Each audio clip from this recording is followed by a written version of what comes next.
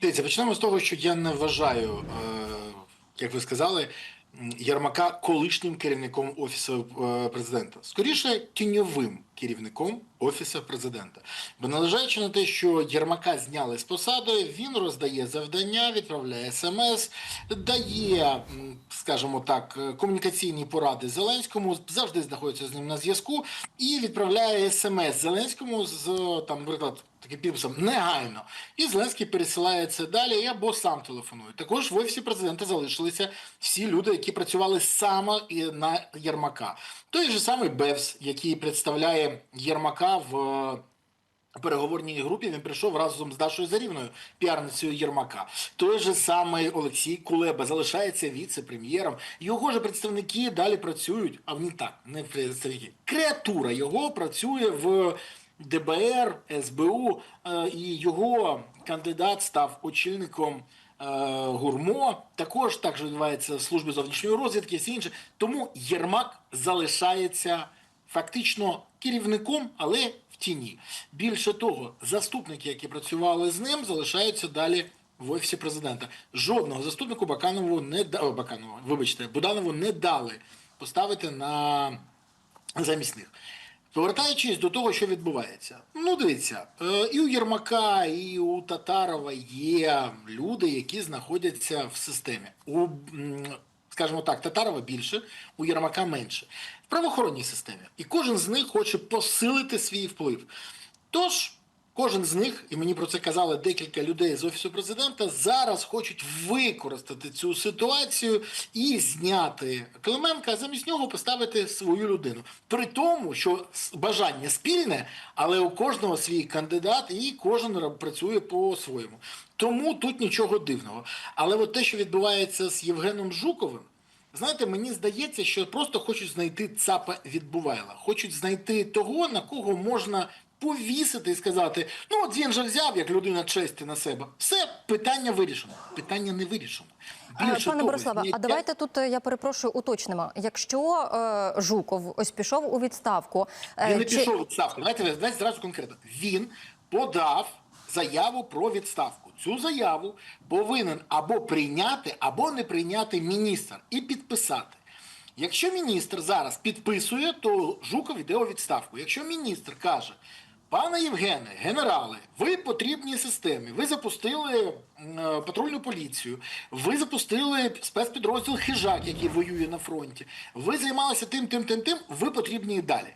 Але треба розібратися, хто саме зробив які помилки. До речі, треба, м'яко кажучи, прочитати інструкцію по взаємодії з людиною зі зброєю. І ви там дізнаєтесь багато чого цікавого. Ну, наприклад, що коли ви, правоохоронець, бачите людину зі зброєю, він повинен самостійно не нападати на нього. Більше того, він повинен там знайти укриття, попереджувальний вистріл, попередити, що буде стріляти далі, викликати допомогу. Тому, знаєте, ми хочемо одне, є інструкція інша. І тут в мене є питання. Коли правоохоронці покинули місце злочину, це ганьба, от відверто ганьба. Але якщо у нас якийсь солдат втікає з позиції, йде в СЗЧ, або в якійсь частині є злочинець військовий, таке теж зустрічається. Головком повинен йти у відставку? Ні. Тут питання інше. В загальній системі. І те, що в системі все, м'яко кажучи, недобре, це правда. Те, що у нас кожен тиждень журналісти-розслідувачі відкривають нові ганебні історії про те, як той чи інший поліцейський, неважливо звідки, Кіберпол, ДСР, ще звідки, Нацпол, потрапляє в якийсь просто жуткий корупційний скандал, то мені здається, що треба з цим щось робити. Бо ці люди не приходять нас захищати, а приходять збагачуватись. У нас взагалі дивна ситуація. Як тільки людина стає великим начальником в поліції, в Генпрокуратурі, ДБР, в СБУ, в інших правоохоронних органах, вона миттєво стає дуже заможною. Це якось дивно. Ніколи ніде не працюючи, вони стають мільйонерами. Всі. Ну так може треба змінювати ситуацію, підхід, і тоді питання в іншому.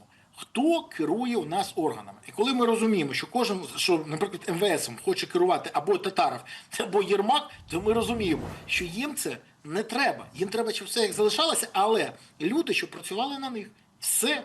І тому те, що ми зараз спостерігаємо, це спроба, ще раз кажу, прикритися Жуковим, замість того, щоб вирішити проблему. Те, що Жуков людина честі і офіцери, для нього це не порожні слова, ми вже це бачимо. Але давайте відверто. Саме Євген Жуков має відношення до створення патрульної поліції, запуску хижаків, які воюють на фронті, запустив систему мотивації у підрозділах і до забезпечення взаємодії патрульних з військовими з перших годин повномасштабного вторгнення. До речі, коли почалось повномасштабне вторгнення, саме патрульні вийшли, а переважна більшість прокурорських, поліцейських і інших з'явилися в Ужгороді. І ми це пам'ятаємо. Тому давайте відверто казати, те, що зараз відбувається, якщо дійсно прийметься відставка у Жукова, це намагання фактично призначити його крайнім, а не вирішити проблему взагалі те, що відбувається з правоохоронними органами. Але тут ще є один момент, на який мені всі вказують ті, хто працюють в органах. Для того, щоб людина розуміла, що буде далі при використанні зброї, треба пам'ятати про одну історію. Коли поліцейський використовує зброю, його потім затаскують по всіх структурах. По всіх. І багато хто з них не хоче її використовувати. До речі, та ж сама причина у ТЦК. Вони розуміють, якщо використати зброю проти нападників, потім тебе затягають просто по всіх структурах. Тому треба, по-перше, зробити... Але ТЦКшників це чомусь не зупиняє, а поліцейських зупиняє. Дивіться, а коли зупиняє? Ви бачили, щоб хтось відстрілювався з ТЦКшників? Я щось не бачив такого. Саме від нападників не було. Те, що ТЦКшники самі інколи перевищують свої повноваження, ми це бачили. Я про інше кажу. Коли на них нападають, вони не використовують. Хоча мають табельну зброю, це факт. Вони так само бояться. У нас нема інструкції, яка би дозволяла використовувати зброю, і після цього тобі не була б відповідальність. У нас багато хто каже, да хай їм грець. Всі пам'ятають історію, яка вже тягнеться 11 років, коли нападника застрелив поліцейський. Досі триває ця справа. Досі. І таких історій величезна кількість. Тому ще раз, гарантії для самих поліцейських і зміна інструкції, моделі поведінки, навчання, проходження великої кількості поліцейських через фронт могло би допомогти виправити ситуацію. Бо люди, які проходять через фронт, вони в голові багато що змінюються.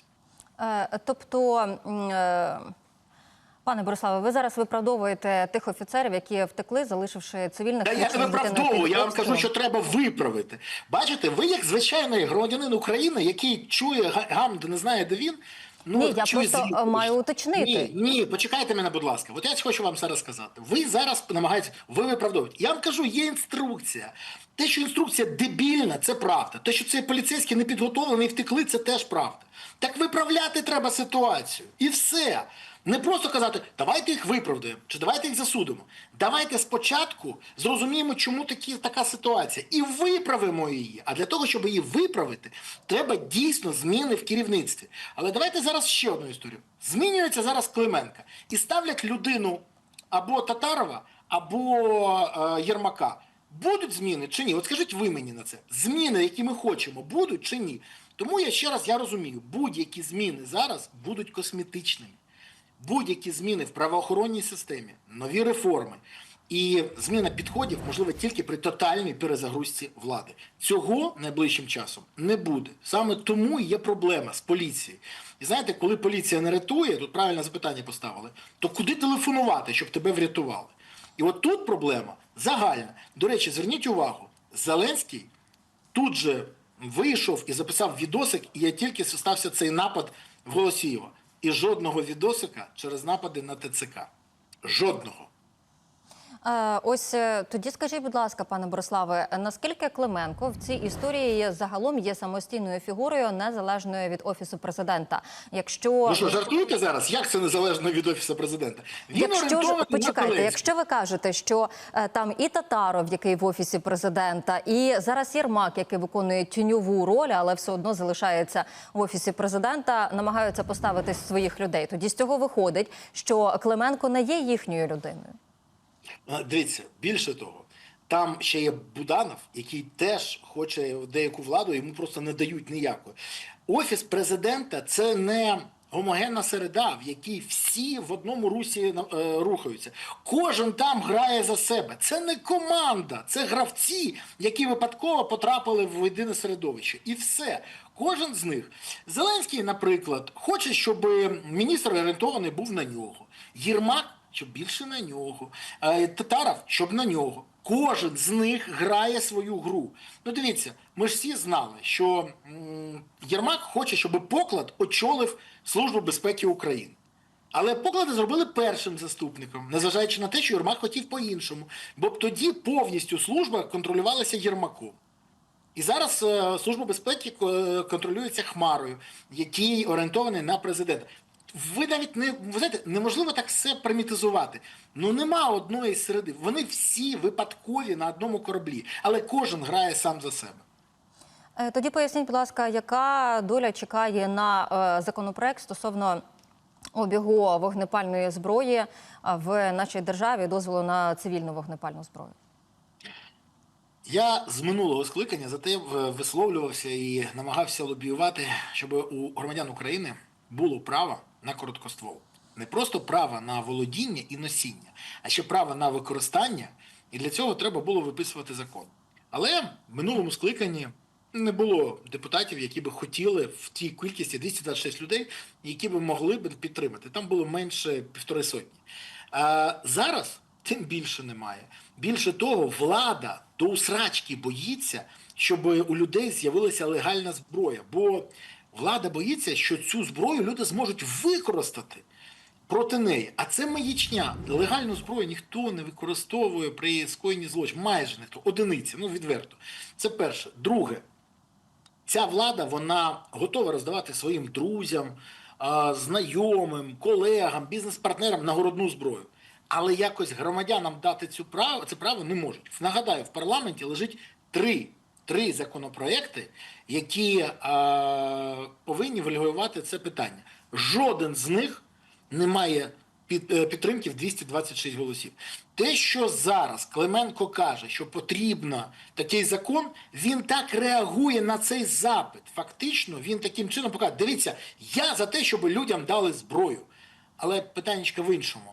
А може тоді він подасть законопроект від Кабміна, і вони будуть вимагати у депутатів, щоб вони проголосували? Це було б найкраще, бо якщо ж за жоден законопроект не хочуть проголосувати 226, може проголосують за законопроект від Кабміну, але ми побачимо, що цього не буде. До речі, це теж дуже непогана гра. 3 законопроекти. За кожен законопроект проголосують по 150 людей. І кожен буде казати, я проголосував, але за інше. Я за, але за інше. І у підсумку ніхто нічого не отримає. Тепер далі. В стародавньому Римі було правило. Чим відрізнявся раб від громадянина? Правом на носіння зброї. В Україні треба повернути право громадянам володіти зброєю. Це історичне має підґрунтя. Але головне, що велика кількість людей боїться. А ми тут же перетворимось в ковбоїв. Так от я хочу сказати, наші сусіди, молдовані, легалізували короткоствол. І щось там дикий захід не стався. І щось вони в ковбоїв не перетворились. Вони так, як і ми, люблять накатити. Вони так, як і ми, любимо там погутарити. Нема такого. Все нормально. Тому перелякані люди, які бояться зброї, повинні зрозуміти. Вбиває не зброя, вбиває людина. Той же самий скальпель, який в руках може когось врятувати, чиєсь життя, якщо він в руках хірурга, або забрати, якщо в руках вбивці. Тут же питання в цьому.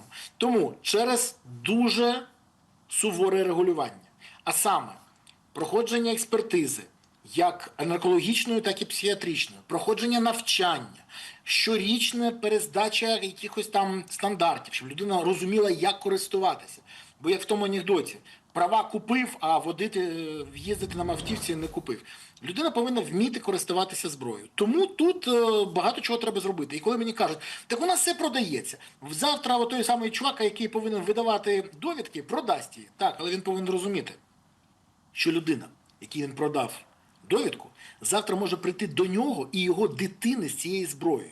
І от розуміння цього дуже гарний стримуючий фактор у всьому світі. Я не думаю, що в Україні лікарі, які будуть видавати ці довідки, або фахівці тупіше, ніж в інших країнах. А якщо декілька там дуже швидко посадити, перші 10-15 людей, бажання зникне. Не окремих, а зразу от один за одним. І це дуже швидко лікується.